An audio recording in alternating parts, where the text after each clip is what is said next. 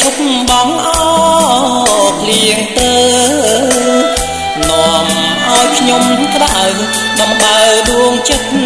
ពើផ្សា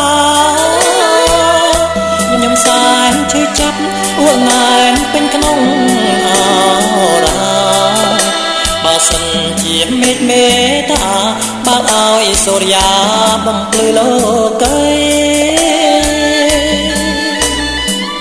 ខ្ញុំយំឡើងសោះអស់ទឹកនេត្រាស្ដាយគេដូនតាកម្ពុជាក្រោមស្រស់រឹមព្រៃយួនផ្លន់ដីអស់ខ្មែរ10លានរ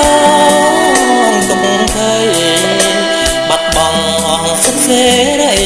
រត់ដូចជាខ្សែអស់នៃខ្លឹមសារស្ដាយណាស់ដីព្រៃនៅកសាដែលធ្លងហោមេសស្រង់ទឹកមេត្រា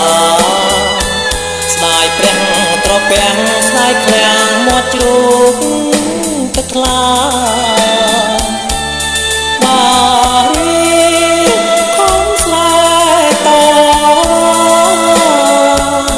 ទឹកខ្មៅប្រាប់ថាអស់ហើយដីខ្មៅស្ដាយព្រែកឬសីដីក្រមួនសដីកំពុងកោស្រែកត្រហយំអត់លហា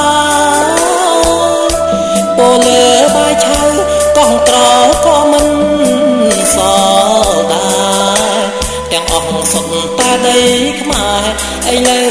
សល់តែដំណងទឹកភ្នែក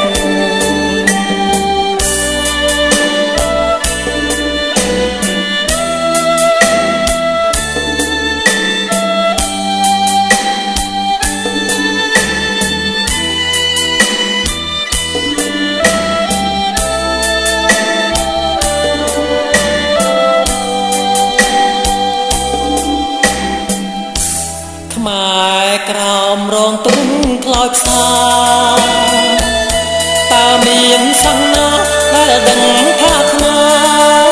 ររងទុំខ្មែរក្រោមជួស្រែយួនប្រមូលដាំងចុងរកកូនខ្មែរគ្វាកោតត្រកកូនយួនស្រណុកសោយសុខគ្រប់គ្នាគួរឲ្យអង្ចាអង្គញាសើនគួយយកក្បាលធ្វើនុយប្រថុយឲ្យយួនប្រហា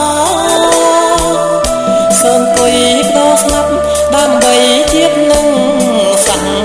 សនាម៉ែក្រោមឈឺចាប់ខ្លោចផ្សា